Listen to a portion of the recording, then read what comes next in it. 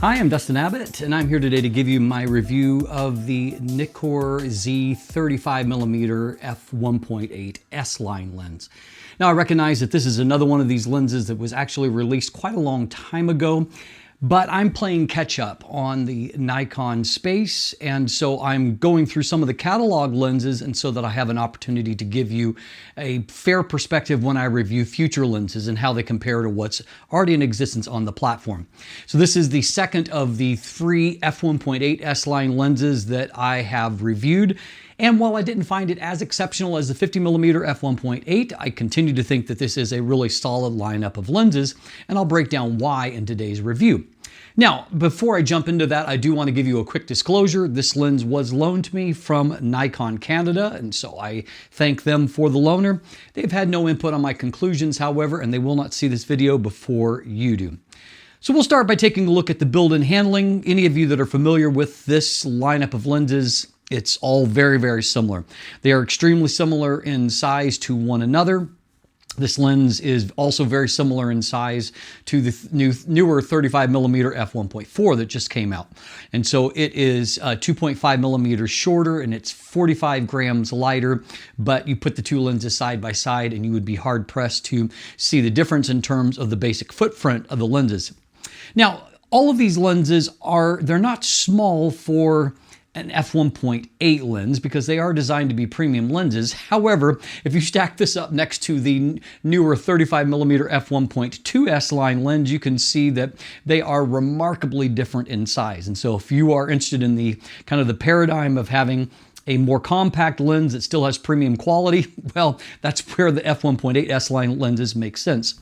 So those dimensions are 73 millimeters or 2.87 inches in diameter by 86 millimeters or 3.39 inches in overall length. The lens weighs in at 370 grams or right over 13 ounces, making it the very slightly the smallest and the lightest of this trio of lenses.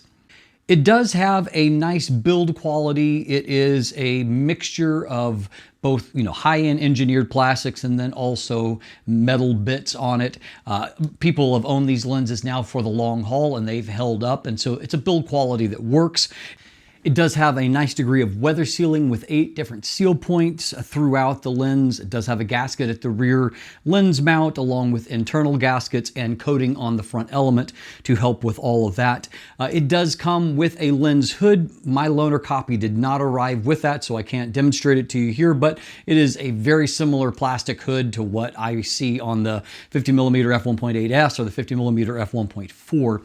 And so, and it's not particularly premium, but it does the job.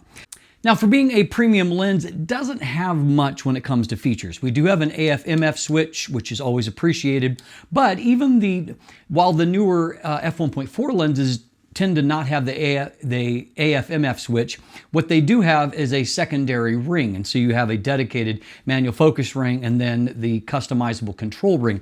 In this case, we've only got one ring, so you've got to pick and choose kind of what it serves. Now, even if you assign some other quality to it while you're in autofocus mode, it will still work as a manual focus ring if you're switched into MF. However, it does mean that you lose manual focus, kind of like that automatic manual focus override. And so I do miss having that secondary ring for that reason. However, I did find that if I shifted into power aperture control, that I was able to do a smooth aperture rack, and so I was pleased with the performance there. It also works very well as a manual focus ring. It has good damping, good feel, and a good manual focus simulation. And so all of that, I think, is well executed here. There are 9 rounded aperture blades inside. They do a good but not exceptional job of maintaining a circular shape. You may have noticed during that aperture rack, you will see just a little bit of the kind of nonagonal shape there, but overall, the impression is that it's nice and round. Up front, we have a 62mm front filter thread, and those filters that filter size, I should say, is shared with the 35mm f1.4 and then also the 50mm f1.8 and f1.4 lenses. And so, there's a possibility you can do some filter sharing across those, which is great because 62mm outside of this hasn't really been an exceptionally popular filter size. And so at least they're keeping some kind of standardization going on there. Minimum focus distance is pretty decent. You can focus as closely as 25 centimeters and you get a 0.19 times magnification, so almost a 1:5 ratio. And so that's good, that's useful for a lot of things, and I felt like up close quality was pretty good. Now the price here is MSRP remains at where it was at launch, which is about $850 US, and that is where it's roughly selling at the moment. I'm not quite sure why this one retails for about $220 more than what the 50mm f1.8 does. I would say, as we're going to see by the end of the review, that if you're going on quality alone, optical performance, I would reverse that. But anyway, this does remain a little bit more expensive, particularly for an f1.8 lens at about $850 US. So let's talk autofocus. This series, they rely on STM focus motors, and so typically I associate STM with being, kind of like down budget a bit, but Nikon's STM motors really work quite well. And I've seen them use STM all the way up into the 135 Plena, and it worked well there. So I'm not really going to complain, even if I don't find STM to be the sexiest kind of focus motor. It has good speed. I did notice when I was doing this test, there was a little bit more noise than what I heard on the 50mm. It's not loud or anything, but you can just hear a little bit of a back and forth as it's racking focus back and forth. I did find that it had good confidence and accuracy with a variety of different subjects, and that was using my Z8, but then also I tested this as a part of doing the Z5 Mark II review, and on that body as well, this body here, it focused excellent there also. And so good autofocus all overall, no problem for stills. On the video side of things, I found basically what I've come to expect on Nikon. So I think that when it comes to stills, Nikon is basically right there with Canon and Sony. When it comes to video AF, I feel like they're just a few notches behind. And here's the main reason here. When I'm obviously using a good quality first-party lens on multiple camera bodies, I get the same results. And that is that when I'm doing just these focus pulls back and forth, where I'm doing touch to focus, you can see that it moves quick back and forth, but it doesn't always move confidently. And so it has the thrust, but then it will do pulsing, just some unnecessary behavior that would be obviously not cinematic at all. And so that's probably the biggest issue there. So it's not visible steps going back and forth, it's the micro pulsing and just not settling quickly. I did notice that there was a bit more focus breathing than what I saw with the 50mm f1.8, but not bad either. I found that my hand test, however, worked a lot better. And so I lost all of that micro pulsing and lack of confidence. And so in that setting, it was able to transition from hand to the eye back and forth very good. I've also used this combination for several of these type episodes where I was filming for my channel, and autofocus was steady. I had zero issues with it, no jumping around or losing tracking on me. I also found out just shooting real world shots that when I was shooting static shots, they stayed nice and steady, no pulsing. And then if I was shooting shots where there was any kind of, big kind of natural transition where I wasn't doing touch to focus to do a focus pull, that there they were better damped and had more of a cinematic quality, as you can see here. And so overall, I like the video AF fine. What I didn't like is just specifically if I was doing touch to focus and doing major focus pulls, because there it just, and that's one of my standardized tests, so obviously I noticed it. It just wasn't great in that regard. Autofocus in general, however, I give good marks. It's gotten the job done now for 6+ years for a lot of people, and people seem to be happy with the lens.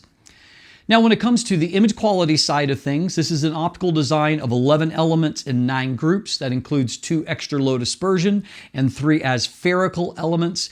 As I looked at the MTF chart, I could see that the 50mm f1.8 was continually tracking higher than what this lens was. However, when I lined it up compared with the new 35mm f1.4, I could see a little bit more difference between this lens and the f1.4 lens. So clearly there is, we've got stages of performance here. I found in terms of practical tests that I did see some minor longitudinal style chromatic aberration, a little bit on my test chart, a little more in real world subjects, so it's not as perfectly corrected in that regard as what the 50mm was. However, I found when it comes to lateral style chromatic aberrations that I saw basically nothing. And so nice and clean for that, which is good in a wider angle lens to get that better kind of performance. When it comes to vignette and distortion, I saw a bit of barrel distortion. I corrected it with a +5, nothing significant. It was fairly linear, corrected nicely manually. And of course, as a first party lens, it's going to get great correction profiles either in camera or in software. However, if you turn off in all of the corrections when it comes to vignette, it's got a lot of vignette. I had to max out the sliders in Lightroom to correct for that. So that's dialing in 100. I could correct it cleanly then, but it took everything that I had in terms of latitude there. And so that obviously is a challenge for this particular lens. When it comes to the resolution, I will do the deep dive breakdown at the end of the video if you're interested in that. But testing on the Z8 and 45 megapixels, I found, and looking at 200% magnification, I found that the center looks very good. Good detail, but not quite as much contrast as the 50 millimeter. The mid frame, you can see a little slippage from the center of the frame, so it's not quite as good, though still good in mid frame. And the corners, while they remain dark, even with the profile attached to them, overall, the resolution doesn't look too bad there. I don't think contrast is off the charts, but I wasn't overly disappointed with what I saw there.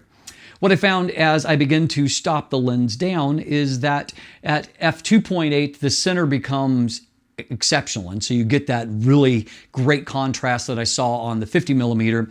By f4, the mid frame has caught up with that. Mid frame is starting to look exceptional by f4, and then at f5.6, the corners are, I think, at their peak level, and they look very, very good. I found in real world shots that I was happy with the resolution across the frame, particularly when I stopped down the lens a little bit. But what I did notice is that it didn't pack as much of that bite and contrast punch at f1.8 as what I saw with the 50 millimeter lens. When you do stop down and you get that higher contrast, I found that I did get that like deeply saturated color punch that I really liked from the f1.8 or the 50 millimeter f1.8. And so, I mean, once you stop down a little bit, you can get images that really have a lot of punch to them.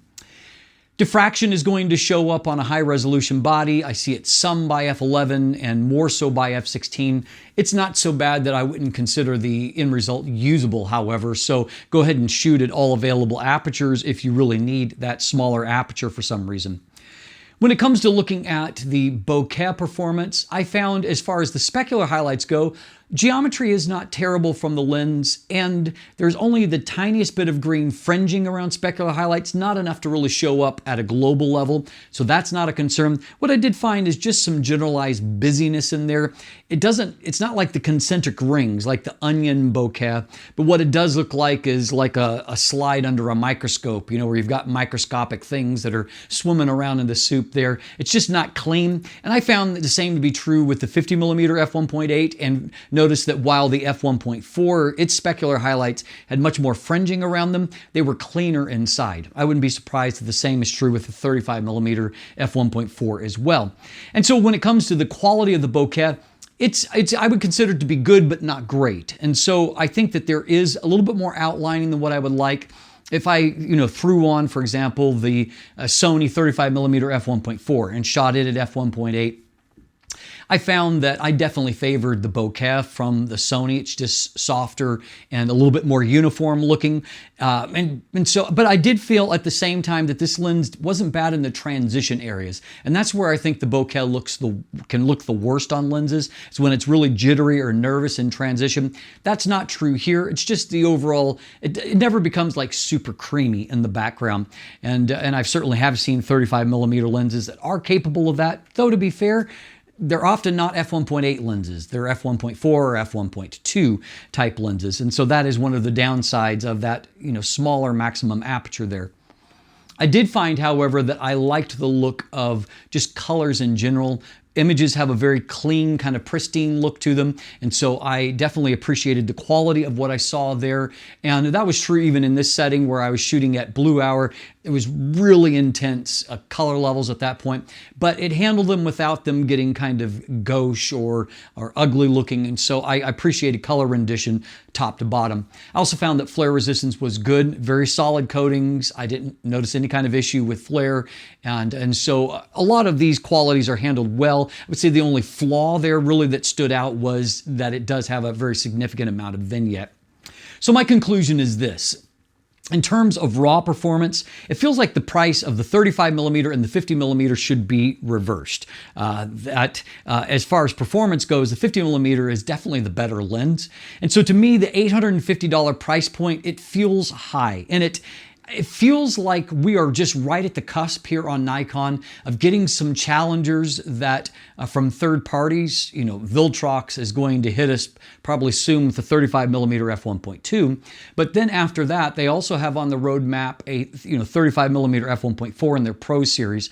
And that lens in particular, I can see being a challenge to this lens. It probably will be bigger and heavier, but it will almost certainly have more features. It will have that faster maximum aperture.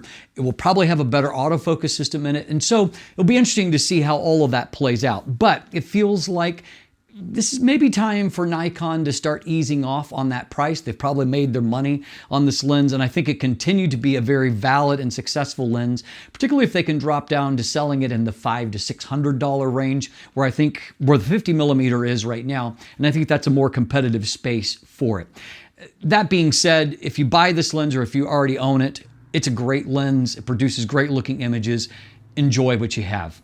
Now, if you want more information, you can check out either my full text review that's linked in the description down below. There's the typical buying links, also linkage to an image gallery if you want to check that out. And if you want a deeper dive into the optical performance, jump in with me together right now and let's take a look at it. All right, we'll start by taking a look at vignette and distortion. You can see that there is a bit of barrel distortion bulging out here in the center. It's linear, however, and so here I used a +5 to correct. That's a pretty clean looking correction, no mustache pattern, no problem there. Vignette, however, is really, really heavy. And so here you can see I've actually had to max out the sliders to correct for that. And so you're definitely going to want to have vignette correction turned on because otherwise this is what you get, and it is heavy.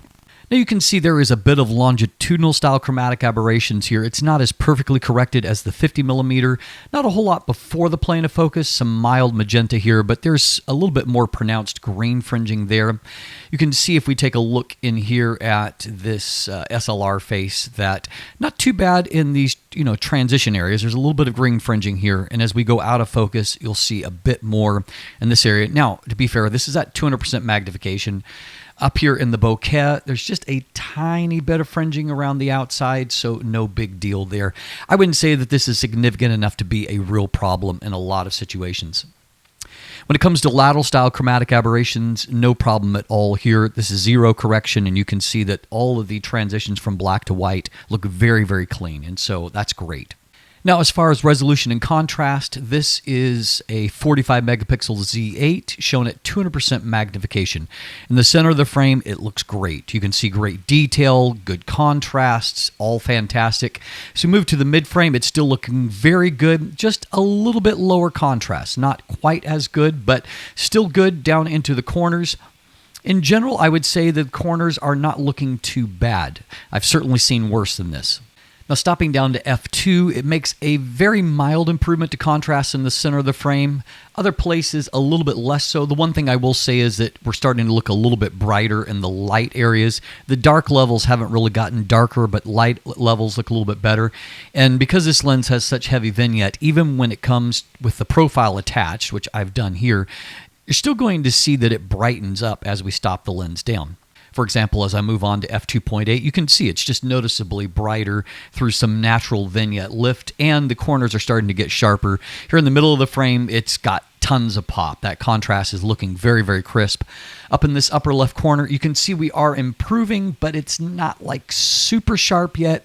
And likewise, here contrast is improving, but it's not yet perfect. In the move from f2.8 to f4, we can see that it is not only does this the whole Canada, it looks crisper, the lights are lighter, the darks look darker, details just a little bit better. We can see this moire pattern starting that shows us that contrast is really starting to take off and fine detail is rendering well. Looking down into this corner, it's starting to look really good in the corners, and by f5.6, it's looking better still, and you're going to get great detail all across the frame by that point. The situation will stay largely the same through f8. At f11, diffraction is going to start to soften the image. At f16, you can see that it is softer relative to what we have seen. At the same time, it doesn't look bad at this point. It's still, I think, entirely usable, even on a high-resolution body. Now, minimum focus distance, as we've already seen, is very good, just 25 centimeters. And you can see that in the area of focus, very nice detail and contrast. It looks great. We can also see that the plane of focus isn't entirely flat, and so it's going to work better with three-dimensional objects. Something two-dimensional like this, it just doesn't work as well. Now here's a real-world shot. This is on the Z5 Mark II, which is why the resolution isn't quite as high. But you can see it's delineating those fine details here in the dandelion clocks. They all look quite good, so no problems there. Now, as far as the geometry here, taking a look at this, you can see we do get some of that lemon shape towards the edge, but it's not terrible. And as we begin to stop down, you can see it doesn't get weird, but rather here by f2.8, it has become pretty consistently circular across the frame. You can see a little bit of that nonagonal shape of those 9 aperture blades, but it's mostly round. And as we stop on down here to f4, those blades become a little bit more pronounced. The general impression is circular-ish, but I would say kind of your peak is f2.8 if you're looking for consistently round specular highlights. Now, as noted previously, you can see what I mentioned about inside these. They're kind of generally busy. It's not concentric rings or anything, just a lot of just kind of pattern that's in there. And so it's not quite as smooth or creamy as what you might like in the best of lenses. This image, for example, I think really gives us, the strengths and weaknesses of the lens. And so first of all, I think that the amount of detail and contrast is good. It doesn't have that like near macro performance that we saw from the 50mm f1.8. It had really impeccable contrast. And as we look towards the bokeh, there is a little bit more outlining than what I would like. The general impression, if we step back and look at the image, it's not bad, but it's not like particularly creamy either. Here's another shot here, and again, a little bit more outlining than what I would like. Detail and contrast, I like that. It looks good. This image, a little bit better because obviously we're near minimum focus distance, and so you see good detail there on the tulip. As we go towards the area that's defocused, however, there definitely is kind of outlining that I can see, and so it's not impeccable when it comes to the bokeh. Here's another sample here. Now, to put it in a little bit of context, I've thrown the Sony GM onto a Megadap adapter and have it at f1.8 as well.